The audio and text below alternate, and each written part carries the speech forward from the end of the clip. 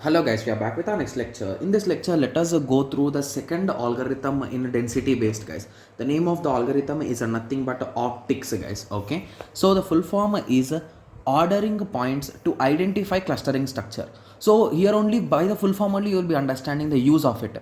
So basically this is not a clustering algorithm, guys. It is just an identifying cluster structure. So to identify the structure we will be using this optics algorithm, guys. Okay, yes, so it is not a clustering algorithm. Okay, it is used to find the ordering points in the cluster. Okay guys, I am not having that much clarity on this topic, guys, so that is the reason why I am not going to give any kind of example.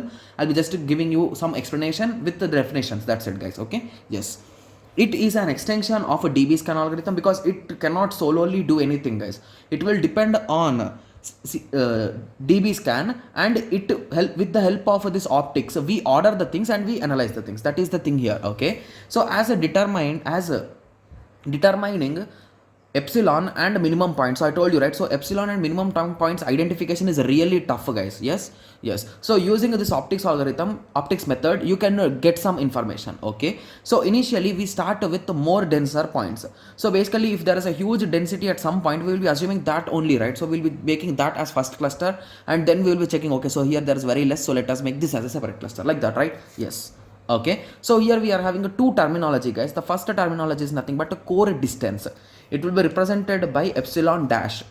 Okay, so this is really simple definition, guys. You will understanding in one go, right? Yes. So smallest value of epsilon in which it satisfies the minimum points.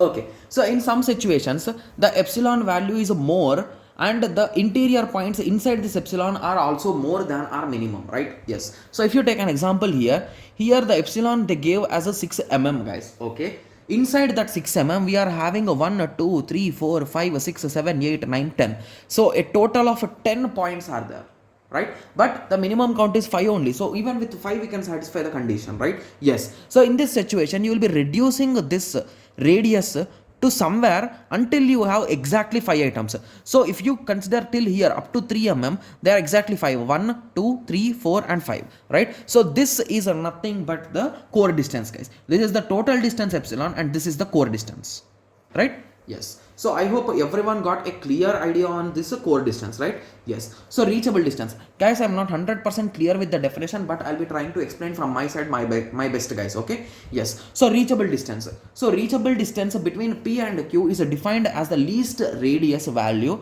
that formulates P density reaching from Q. So basically if you take any 2 points, the distance between them is nothing but the reachable distance, because according to my understanding I'm getting that only. Even I tried watching multiple videos on this concept, but I'm not getting the clear idea about it. Okay, yes. So if you plot a graph, okay, for this reachable distances, so it will be in this way, guys. So initially when it is epsilon, so here there is no cluster, right? So here we are indicating with clusters, guys. Where is there a cluster? Here there is no cluster, here there is a cluster. So whenever there is a cluster, we are going under the epsilon dash. So basically the epsilon value might be really low because we want just 5 points right here, but there are many points, so we can just reduce the radius really low. So that is the reason why it is coming down. Okay, yes.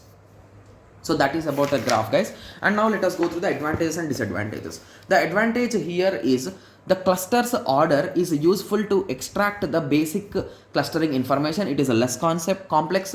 Okay, disadvantage is it only produces a cluster ordering, so it will not do any kind of clustering. It cannot handle high dimensions. So basically if the dimensions are high, it cannot identify. So your question will be, okay, so I understood it, the optics algorithm, but what it is doing exactly we are not getting, right? Yes. So that is the only issue with this algorithm, guys. I also got the idea, but I don't know exactly what it is ordering or what it is doing. So according to my understanding, I think it is just identifying which is the smallest radius which is needed. That is nothing but epsilon dash, that is core distance. And the graphs, using this graphs you can identify where the clusters are there, and these are the two advantages with this according to me, guys. Okay, yes. So I hope everyone got a clear idea on this. So in the next lecture we will be discussing about the hierarchical methods, guys. Okay, yes. So let us meet in the next lecture. Thank you. Thanks for watching.